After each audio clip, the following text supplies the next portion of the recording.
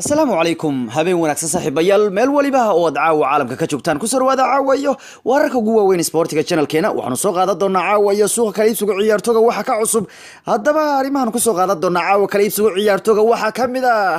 madax dejis baan u wadaa caawa reer Barcelona war madax dejis ah ayaan u wadaa caawa reer Barcelona ila lagu kalsoon yahay ayaa waxay leeyihiin Barcelona kaliya Neymar ma keenayso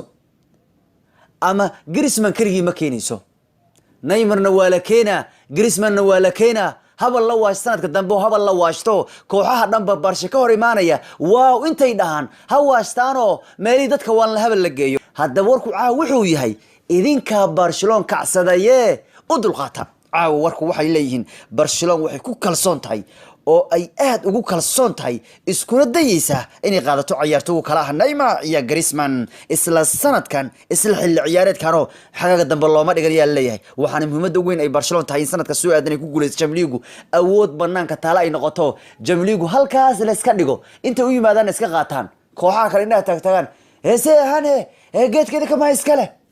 oo yaani la yaab waxba laga qaban waayo oo ay kooxu dhanba isha ka fiiran yiraahdaan kabtan noo ma galayso balaya meeshii maadin yiraahdaan bay doonayaan hadda koor MSN baa dunidu waalay Messi Suarez iyo Neymar sanadka dambe waxa weerarku Barcelona noqon karaya Messi oo lagu daray Suarez oo lagu daray Neymar oo lagu daray Griezmann afar nin oo wada wax kala ah